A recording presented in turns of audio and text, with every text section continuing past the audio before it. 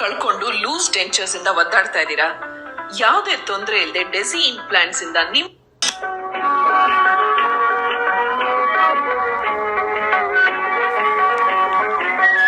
ಎಲ್ಲ ಪುಟಾಣಿಗಳಿಗೂ ಇವತ್ತಿನ ಹಕ್ಕಿಯ ಬಳಗ ಕಾರ್ಯಕ್ರಮಕ್ಕೆ ಆತ್ಮೀಯವಾದ ಸ್ವಾಗತ. ಇವತ್ತು ಯಾವ ದಿನ ನಿಮ್ಗೆಲ್ಲ ಗೊತ್ತಿದೆ ಅಲ್ಲ? ನವೆಂಬರ್ 1 ಕನ್ನಡ ರಾಜ್ಯೋತ್ಸವ ದಿನ. ಇವತ್ತು ಕನ್ನಡ ನಾಡಲ್ಲಿ ಕನ್ನಡ ನುಡಿ ಆಡ್ತಾ ಇರೋದಿಕ್ಕೆ ನಾವೆಲ್ಲರೂ ಸಂತೋಷ ಪಡ್ಬೇಕು.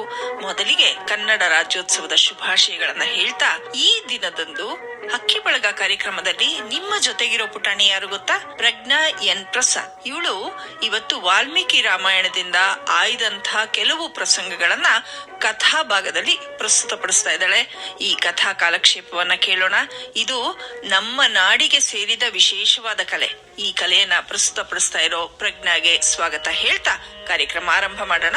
ಗೌರವಾನ್ವಿತ ಸಭಿಕರಿಗೆಲ್ಲ ನನ್ನ ಸವಿನಯ ನಮಸ್ಕಾರಗಳು. ನಮ್ಮ ತಂಡದ ಇಂದಿನ ಪ್ರಯತ್ನಕ್ಕೆ ತಮ್ಮೆಲ್ಲರ ಆಶೀರ್ವಾದವು ಬಹಳ ಮುಖ್ಯವಾದದ್ದು. ಈಗ ಈ ರಾಮಾಯಣವನ್ನು ರಾಮನ ಸ್ಮರಣೆಯಿಂದಲೇ ಮಾಡೋಣ. ಜಯ ಜಾನಕಿ ಕಾಂತ ಜಯ ಸಾಧು ಜನ ವಿನೂತ ಜಗದು ಮಹಿಮಾನಂತ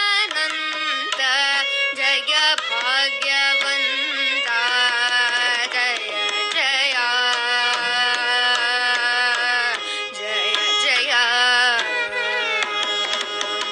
ಜಯ ಜಾನಕಿ ಕಾಂತ ಜಯ ಸಾಧು ಜನ ವಿನೂತ ಜಗದು ಮಹಿಮಾನಂತ ಜಯ ಭಾಗ್ಯವಂತ ಜಯ ಜಯ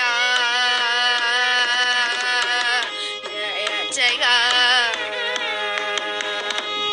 ದಶರಥಾತ್ಮಜ ವೀರ ದಶಕಂಠ ಸಂಹಾರ ಪಶುಪತೀಶ್ವರ ಮಿತ್ರ ಪಾವನ ಚರಿತ್ರ ದಶರಥಾತ್ಮಜ ವೀರ ದಶಕಂಠ ಸಂಹಾರ ಪಶುಪತೀಶ್ವರ ಮಿತ್ರ ಪಾವನ ಚರಿತ್ರ ಕುಸುಮ ಬಾಣ ಸ್ವರೂಪ ಕುಶಲ ಕೀರ್ತಿ ಕಲಾಪ ಅಸಮ ಸಾಹಸ ಶಿಕ್ಷಾ ಅಂಬುಜಗಳಾಕ್ಷ ಕುಸುಮ ಬಾಣ ಸ್ವರೂಪ ಕುಶಲ ಕೀರ್ತಿ ಕಲಾಪ ಅಸಮ ಸಾಹಸ ಶಿಕ್ಷಾ ಅಂಬುಜಗಳಾಕ್ಷ ಜಯ ಜಯ ಜಯ ಜಯ ಸಾಮಗಾನ ವಿಲೋಲ ಸಾಧು ಜನ ಪರಿಪಾಲ ಕಾಮಿತಾರ್ಥ ಪ್ರದಾರ್ಥ ಕೀರ್ತಿ ಸಂಜಾತ ಸಾಮಗಾನ ವಿಲೋಲ ಸಾಧು ಜನ ಪರಿಪಾಲ ಕಾಮಿತಾರ್ಥ ಪ್ರದಾರ್ಥ ಕೀರ್ತಿ ಸಂಜಾತ ಸೋಮ ಸೂರ್ಯ ಪ್ರಕಾಶ ಸಕಲ ಲೋಕಾಧೀಶ ಶ್ರೀ ಮಹಾ ರಘುವೀರ ಸಿಂಧು ಗಂಭೀರ ಸೋಮ ಸೂರ್ಯ ಪ್ರಕಾಶ ಸಕಲ ಲೋಕಾಧೀಶ ಶ್ರೀ ಮಹಾ ರಘುವೀರ ಸಿಂಧು ಗಂಭೀರ ಜಯ ಜಯ ಜಯ ಜಯ ಸಕಲ ಶಾಸ್ತ್ರ ವಿಚಾರ ಶರಣ ಜನ ಮಂದಾರ ವಿಕಸಿತಾಂಬುಜ ವದನ ವೇಷಮಯ ಸದನ ಸಕಲ ಶಾಸ್ತ್ರ ವಿಚಾರ ಶರಣ ಜನ ಮಂದಾರ ವಿಕಸಿತಾಂಬುಜ ವದನ ವೇಷಮಯ ಸದನ ಸುಕೃತ ಮೋಕ್ಷಾಧೀಶ ಸಾಕೇತ ಪುರವಾಸ ಭಕ್ತ ವತ್ಸಲ ರಾಮ ಪುರಂದರ ವಿಠಲ ಸುಕೃತ ಮೋಕ್ಷಾಧೀಶ ಸಾಕೇತ ಪುರವಾಸ ಭಕ್ತ ವತ್ಸಲ ರಾಮ ಪುರಂದರ ವಿಠಲ ಜಯ ಜಯ ಜಯ ಜಯ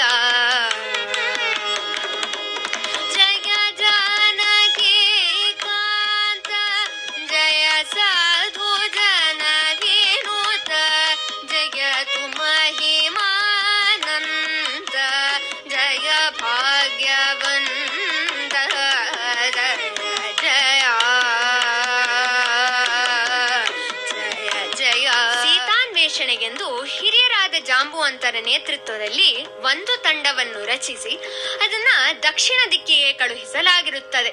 ಆ ತಂಡದಲ್ಲಿ ಹನುಮಂತನೂ ಇರುತ್ತಾನೆ. ತಂಡ ದಕ್ಷಿಣ ದಿಕ್ಕಿಗೆ ಬಂದು ನಿಂತಿರುತ್ತದೆ.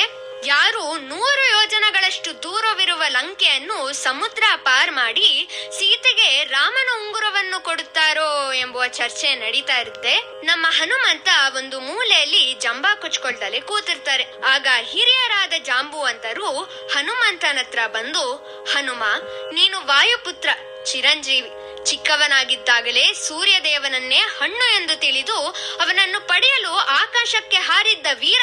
ನಿನ್ನಿಂದ ಮಾತ್ರ ಸೀತಾನ್ವೇಷಣೆ ಸಾಧ್ಯ ಕಣೋ, ಎದ್ದೇಳು ಎಂದು ಹುರಿದುಂಬಿಸಿ ಹನುಮಂತನನ್ನು ಎಬ್ಬಿಸ್ತಾರಂತೆ. ಆಗ ಉತ್ತೇಜಿತನಾದ ಹನುಮಂತನು ಸಮೀಪದಲ್ಲಿದ್ದ ಘಟಿಕಾಚಲದ ಮೇಲೆ ನಿಂತು ಒಂದ್ಸತಿ ಜೋರಾಗಿ ಗರ್ಜಿಸ್ತಾನಂತೆ. ಅವನೇನ್ ಗರ್ಜಿಸ್ತಾನಪ್ಪ ಅಂದ್ರೆ, ಜೈ ಶ್ರೀರಾಮ್ ಎಂದು. ಅಲ್ಲಿದ್ದವರಿಗೆಲ್ಲ ಹನುಮಂತನ ವಿಶ್ವರೂಪದ ದರ್ಶನವೇ ಆಯ್ತು ಎನ್ನಬಹುದು. ಘಟಿಕಾಚಲದಿ ನಿಂತ ಶ್ರೀ ಹನುಮಂತ, ಶ್ರೀ ಹನುಮಂತ. ಘಟಿಕಾಚಲದಿ ನಿಂತ ಶ್ರೀ ಹನುಮಂತ, ಶ್ರೀ ಹನುಮಂತ. ಘಟಿಕ ಚಲದಿ ನಿಂತ ಪಟು ಹನುಮಂತನ, ಘಟಿಕ ಚಲದಿ ನಿಂತ ಪಟು ಹನುಮಂತನ ಪಠನೆ ಮಾಡಲು ಘಟದಿ ಪೊರೆವೆನೆಂದು ಘಟಿಕ ಚಲದಿ ನಿಂತ ಶ್ರೀ ಹನುಮಂತ, ಶ್ರೀ ಹನುಮಂತ. ಹನುಮಂತ ಹನುಮಂತ ಘಟಿಕ ಚಲದಿ ನಿಂತ, ಹನುಮಂತ ಹನುಮಂತ ಘಟಿಕ ಚಲದಿ ನಿಂತ. ಚತುರಾಯುಗದಿ ತಾನು ಮುಖ್ಯ ಪ್ರಾಣನು, ಚತುರಾಮುಖ ನಯನ. ಚತುರಾಯುಗದಿ ತಾನು ಮುಖ್ಯ ಪ್ರಾಣನು, ಚತುರಾಮುಖ ನಯನ. ಚತುರ ಮೂರುತಿಗಳನ್ನು ಚತುರತನದಿ ಭಜಿಸೆ, ಚತುರ ಮೂರುತಿಗಳನ್ನು ಚತುರತನದಿ ಭಜಿಸೆ. ಚತುರ್ಮುಖನಾಗಿ ಜಗಗೆ ಚತುರ್ವಿಧ ಫಲ್ವ ಕೊಡುತ್ತ ಘಟಿಕ ಚಲದಿ ನಿಂತ ಶ್ರೀ ಹನುಮಂತ, ಶ್ರೀ ಹನುಮಂತ. ಶಂಖ ಚಕ್ರವ ಧರಿಸಿ ಭಕ್ತರ ಮನದ ಸಂಕಟ ಪರಿಹರಿಸಿ. ಶಂಖ ಚಕ್ರವ ಧರಿಸಿ ಭಕ್ತರ ಮನದ ಸಂಕಟ ಪರಿಹರಿಸಿ. ಮೆರೆವ ಚಲದಿ ನಿತ್ಯ ನರ ಹರಿಗೆ ದೂರಾಗಿ, ಮೆರೆವ ಚಲದಿ ನಿತ್ಯ ನರ ಹರಿಗೆ ದೂರಾಗಿ. ಸೆರೆಯೋಗ ಸನಿಧಿ ಕರೆದು ವರಗಳ ಕೊಡುತ್ತ ಘಟಿಕ ಚಲದಿ ನಿಂತ ಶ್ರೀ ಹನುಮಂತ, ಶ್ರೀ ಹನುಮಂತ. ಘಟಿಕ ಚಲದಿ ನಿಂತ ಪಟು ಹನುಮಂತನ, ಘಟಿಕ ಚಲದಿ ನಿಂತ ಪಟು ಹನುಮಂತನ ಪಠನೆ ಮಾಡಲು ಘಟದಿ ಪೊರೆವೆನೆಂದು ಘಟಿಕ ಚಲದಿ ನಿಂತ ಶ್ರೀ ಹನುಮಂತ, ಶ್ರೀ ಹನುಮಂತ. ಹನುಮಂತ ಹನುಮಂತ ಘಟಿಕ ಚಲದಿ ನಿಂತ, ಹನುಮಂತ ಹನುಮಂತ ಘಟಿಕ ಚಲದಿ ನಿಂತ. ಸೀತಾನ್ವೇಷಣೆಗೆಂದು ಹನುಮಂತ ಹೊರಟಾಗ ಅವನನ್ನ ಮೊದಲನೇ ಸತಿ ತಡೆದಿದ್ದು ಸಿರಿಸೆ ಎಂಬ ಸ್ತ್ರೀ. ಅವಳೊಬ್ಳು ನಾಗದೇವತೆ. ಹನುಮಂತನ್ನ ನಿಲ್ಲಿಸ್ಕೊಂಡ್ಬಿಟ್ಟು, ಏ ಕೋತಿ, ನಿನ್ನನ್ನ ನನಗೆ ದೇವ್ರು ಆಹಾರ ಎಂದು ಕಳಿಸಿದ್ದಾನೆ, ನನ್ನ ಬಾಯಿನ ಪ್ರವೇಶಿಸು ಅಂತ ಹೇಳಿದಾಗ ಹನುಮಂತ ಜಾಣತನದಿಂದ ಅವನ ದೇಹವನ್ನು ಚಿಕ್ಕದಾಗನ್ನಿಸಿ ಸುರಸೆ ಬಾಯಿ ಒಳಗ್ ಹೋಗಿ ಅವನು ಆಚೆ ಬಂದ್ಬಿಡ್ತಾನೆ. ಅವಳೇನು ಅವನನ್ನ ತಿನ್ನಲ್ಲ. ಮುಂದೆ ಸುರಸೆ ಹೇಳ್ತಾಳೆ, ನೋಡು ಹನುಮ, ನನಗೆ ಗೊತ್ತು ನೀನು ರಾಮನ ಕೆಲಸಕ್ಕೆ ಹೊರಟಿದ್ದೀಯಾ ಅಂತ, ಎಲ್ಲಾ ಚೆನ್ನಾಗಾಗುತ್ತೆ ಅಂತ ಆಶೀರ್ವಾದ ಮಾಡಿ ಹನುಮಂತನ್ನ ಮುಂದಕ್ಕೆ ಕಳಿಸ್ತಾಳೆ. ಮತ್ತೆ ಹನುಮಂತ ಹಾರ್ಕೊಂಡು ಹೋಗ್ತಾ ಇದ್ದಾಗ ಅವನನ್ನ 2ನೇ ಸತಿ ತಡೆದಿದ್ದು ಸಿಂಹಿಕೆ ಎನ್ನುವ ರಾಕ್ಷಸಿ. ಅವಳಿಗೆ ಒಂದು ವರ ಇರುತ್ತೆ. ಯಾವ್ದಾರು ಪ್ರಾಣಿ ಆಕಾಶದ ಮೇಲೆ ಹಾರ್ತಾ ಇದ್ರೆ ಅದ್ರ ನೆರಳನ್ನೇ ಎಳ್ಕೊಂಡ್ಬಿಟ್ಟು ಅದನ್ನ ಆಹಾರವಾಗಿ ತಿನ್ನ ಬಿಡಬಹುದು. ಆಗ ಹನುಮಂತನಿಗೂ ಹಂಗೆ ಮಾಡಿದಾಗ ಹನುಮಂತ ಸಿಮ್ಮಿಕೆಯ ಹೊಟ್ಟೆ ತನಕ ಹೋಗಿ ಅವಳ ಹೊಟ್ಟೆಯನ್ನು ಬಗೆದು ಸಂಹಾರ ಮಾಡ್ಬಿಡ್ತಾನಂತೆ. ಆಗ ಸಿಂಹಿಕೆ ಅಲ್ಲೇ ಬಿದ್ದು ಸತ್ತೋಗ್ತಾಳಂತೆ. ಮುಂದೆ ಹನುಮಂತನಿಗೆ ಲಂಕಾಪಟ್ಟಣ ಸಿಗುತ್ತಂತೆ. ಲಂಕಾಪಟ್ಟಣವನ್ನು ಒಬ್ಳು ಲಂಕಿಣಿ ಅಂತ ಕಾಯ್ತಾ ಇರ್ತಾಳಂತೆ. ಅವಳು ಹನುಮಂತನ್ನ ನೋಡ್ದಾಗ, ಏ ಕೋತಿ, ನೀನು ಇಲ್ಲೇನ್ ಮಾಡ್ತಾ ಇದ್ಯಾ? ಲಂಕಾಪಟ್ಟಣ ಒಳಗೆ ನಿನಗೆ ಪ್ರವೇಶ ಇಲ್ಲ ಅಂತ ಹೇಳ್ದಾಗ ಹನುಮಂತ ಹೇಳ್ತಾನಂತೆ, ನಾನು ಲಂಕೆನ ನೋಡ್ಕೊಂಡು ಹೋಗಕ್ ಬಂದಿದ್ದೀನಿ, ನನ್ನನ್ನ ದಯವಿಟ್ಟು ಒಳಗ್ ಬಿಡಿ ಅಂತ ಕೇಳ್ದಾಗ ಲಂಕಿಣಿ ಹೇಳ್ತಾಳಂತೆ, ನೀನು ನನ್ನನ್ನ ಸೋಲ್ಸಿದ್ರೆ ಮಾತ್ರ ನೀನ್ ಒಳಗ್ ಹೋಗ್ಬೋದು, ಇಲ್ಲ ಅಂದ್ರೆ ನಿನಗ್ ಪ್ರವೇಶ ಇಲ್ಲ ಅಂತ ಹೇಳ್ಬಿಡ್ತಾಳಂತೆ. ಆಗ ಹನುಮಂತ ಅವನ ಗದೆಯನ್ನು ತಗೊಂಡು ಲಂಕಿಣಿಗೆ 2 ಚಚ್ತಾನಂತೆ. ಆಗ ಲಂಕಿಣಿ ಅಲ್ಲೇ ಬಿದ್ದು, ಹನುಮಂತ ನೀನೇ ಗೆದ್ದೆ ಕಣೋ, ಒಳಗ್ ಹೋಗು ಅಂತ ಹನುಮಂತನ್ನ ಬಿಡ್ತಾನಂತೆ. ಹನುಮಂತ ಒಳಗ್ ಹೋಗಿ ಸೀತೆಗೆ ರಾಮನ ಉಂಗುರವನ್ನು ಕೊಟ್ಟು ಇಡೀ ಲಂಕೆಯನ್ನೇ ಸುಟ್ಟು ಬೂದಿ ಮಾಡ್ಬಿಡ್ತಾನಂತೆ. ಬೋಲೋ ಶ್ರೀರಾಮಚಂದ್ರ ಕಿ ಜೈ, ಪವನ ಪುತ್ರ ಹನುಮಾನ ಕಿ ಜೈ. ರಾಮಾಯಣದಲ್ಲಿ ಯುದ್ಧಕಾಂಡ ಬರುತ್ತಂತೆ. ವೀರಾವೇಶದಿಂದ ಹೋರಾಡಿದ ಲಕ್ಷ್ಮಣ ರಾವಣನ ಪುತ್ರನಾದ ಇಂದ್ರಜಿತುವಿನ ಹತ್ಯೆಗೆ ಕಾರಣನಾಗುತ್ತಾನೆ. ರೋಷಗೊಂಡ ರಾವಣ ಮೂಲಬಲ ಎನ್ನುವ 2 ಲಕ್ಷ ಪಡೆಯ ರಾಕ್ಷಸರನ್ನು ರಾಮನ ವಾನರ ಸೇನೆ ಮೇಲೆ ದಾಳಿ ಮಾಡ್ಬಿಡ್ತಾನೆ. ಆಗ ವಾನರ ಸೇನೆಯ ರಕ್ಷಣೆಗೆ ಪಣತೊಟ್ಟ ಶ್ರೀರಾಮ ಗಂಧರ್ವಾಸ್ತ್ರ ಎನ್ನುವ ಸಂಮೋಹಿನಿ ಅಸ್ತ್ರವನ್ನು ಮೂಲಬಲದ ರಾಕ್ಷಸರ ಮೇಲೆ ಪ್ರಯೋಗಿಸುತ್ತಾನೆ. ಎಲ್ಲಾ ರಾಕ್ಷಸರಿಗೂ ಅವನ ಪಕ್ಕದ ರಾಕ್ಷಸನೇ ಶ್ರೀರಾಮ ಎಂದು ತಿಳಿದು ಅವರವರೇ ಹೊಡೆದಾಡಿ ಮಡಿಯುತ್ತಾರೆ. ಇದನ್ನ ಪುರಂದರದಾಸರು ಸೊಗಸಾಗಿ ಅಲ್ಲಿ ನೋಡಲು ರಾಮ, ಎಲ್ಲಿ ನೋಡಲು ರಾಮ, ಎಲ್ಲೆಲ್ಲಿ ನೋಡಿದರು ಅಲ್ಲಿ ರಾಮ, ಅಲ್ಲಿ ನೋಡಲು ರಾಮ. ರಾವಣನ ಮೂಲ ಬಲ ಕಂಡು ಕಪಿಸೇನೆ ಬಗಲಿ ಬೆದರಿ ಓಡಿದವು. ರಾವಣನ ಮೂಲ ಬಲ ಕಂಡು ಕಪಿಸೇನೆ ಬಗಲಿ ಬೆದರಿ ಓಡಿದವು. ಈ ವೇಳೆ ನರನಾಗಿ ಇರಬಾರದೆಂದೆಣಿಸಿ ದೇವರಾಮಚಂದ್ರ ಜಗವೆಲ್ಲ ತಾನಾದ ಅಲ್ಲಿ ನೋಡಲು ರಾಮ. ಅವನಿಗೆ ಇವರಾಮ, ಇವನಿಗೆ ಅವರಾಮ, ಅವನಿಯೊಳ್ಳಿ ಬಲಿ ರೂಪವುಂಟೆ. ಅವನಿಗೆ ಇವರಾಮ, ಇವನಿಗೆ ಅವರಾಮ, ಅವನಿಯೊಳ್ಳಿ ಬಲಿ ರೂಪವುಂಟೆ. ಲವ ಮಾತ್ರದಿಯ ಸುರ ದುರುಳರೆಲ್ಲರೂ ಅವರವರ್ ಹೊಡೆದಾಡಿ ಹತರಾಗಿ ಹೋದರು ಅಲ್ಲಿ ನೋಡಲು ರಾಮ. ಹನುಮದಾದಿ ಸಾಧು ಜನರು ಅಪ್ಪಿಕೊಂಡು ಕುಣಿ ಕುಣಿದಾಡಿದರು ಹರುಷದಿಂದ. ಹನುಮದಾದಿ ಸಾಧು ಜನರು ಅಪ್ಪಿಕೊಂಡು ಕುಣಿ ಕುಣಿದಾಡಿದರು ಹರುಷದಿಂದ. ಕ್ಷಣದಲ್ಲಿ ಪುರಂದರ ವಿಠಲರಾಯರು ಕೊನೆಗೊಡೆಯನು ತಾನು ಒಬ್ಬನಾಗಿ ನಿಂತ.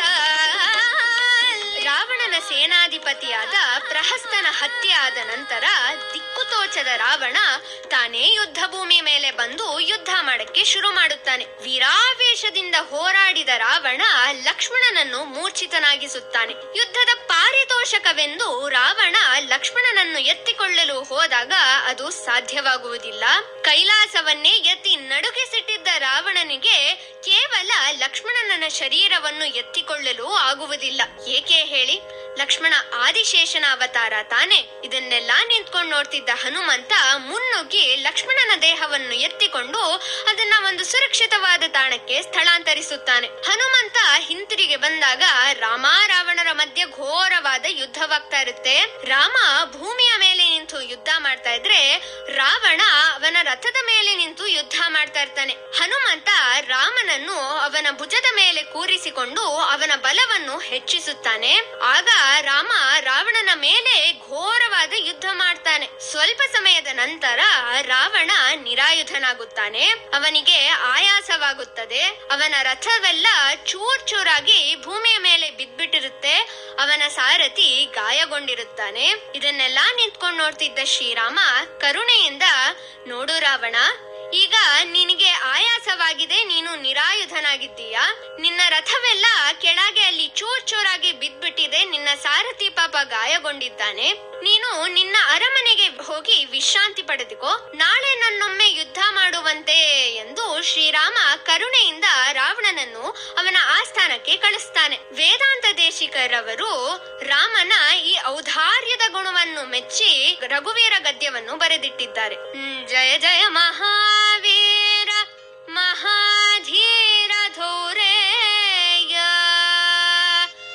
ದೇವಾಸುರ ಸಮರ ಸಮಯ ಸಮುದಿತ ನಿಖಿಲ ನಿರ್ಜರ ನಿರ್ಧಾರಿತ ನಿರವಧಿ ಕಾಮಾತ್ಮ್ಯ ದಶವದನ ತಮಿತ ದೈವತ ಪರಿಷದಭ್ಯರ್ಥಿತ ದಾಶರಥಿ ಭಾವ ದಿನಕರ ಕುಲ ಕಮಲ ದಿವಾಕರ ದಿವಿಷಧಿಪತಿ ರಣ ಸಹಚರಣ ಚತುರದ ಶರತ ಚರ ಮರಣ ವಿಮೋಚನ ಕೋಸಲ ಸುತ ಕುಮಾರ ಭಾವ ಕಂಚುಕಿತ ಕಾರಣಕಾರ ಕೌಮಾರ ಕೇಳಿ ಗೋಪಾವಿತ ಕೌಶಿಕಾಧ್ವರ ರಣಾಧ್ವರ ದುರ್ಯ ಭವ್ಯ ದಿವ್ಯಾಸ್ತ್ರ ಬೃಂದ ವಂದಿತ ಪ್ರಣತ ಜನ ವಿಮದ ವಿಮದನ ದೋಲ್ಲಲಿತ ದೋಲ್ಲಲಿತ ತನುತನ ವಿಷಿ ಕವಿತಾಡನ ವಿಕಟಿತ ವಿಶರಾರು ಶರಾರು ತಾಟಕ ತಾಟಕೇಯ ಜಟ ಕಿರಣ ಸಕಲ ಜರ ಜಟಿಲನ ತಪಟಿ ಮುಕುಟ ತಟ ನಟನ ಪಟು ವಿಭುತ ಸರಿದತಿ ಬಹುಳ ಮಧುಕರನ ಲಲಿತ ಪದನ ನಿನ್ನ ಜೌಪ ನಿರಿದ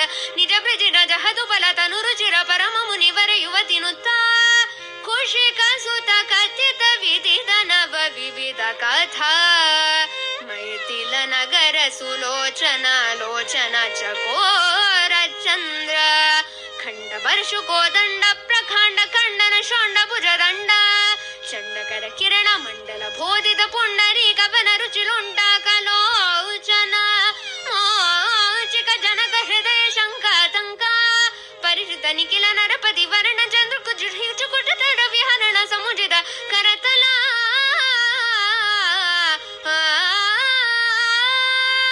ಶತಕೋಟಿ ಶತಗುಣ ಕಠಿಣ ಪರಶುಧರ ಮುನಿವರ ಕರೆದುತ ದುರಮನ ಮತಿ ಮನಿಜ ಧನುರಾಕರ್ಷಣ ಪ್ರಕಾಶಿತ ಪರಮೇಶ್ಚ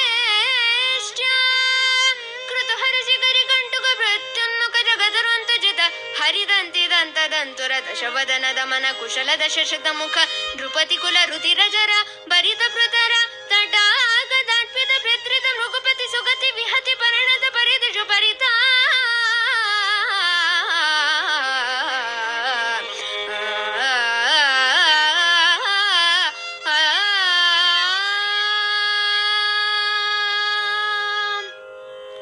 ಅಂತಿಮವಾಗಿ ರಾಮ ರಾವಣನನ್ನು ಸಂಹಾರ ಮಾಡಿ ಸೀತೆಯನ್ನು ಅಯೋಧ್ಯೆಗೆ ವಾಪಸ್ಸು ಕರೆದುಕೊಂಡು ಹೋಗುತ್ತಾನೆ.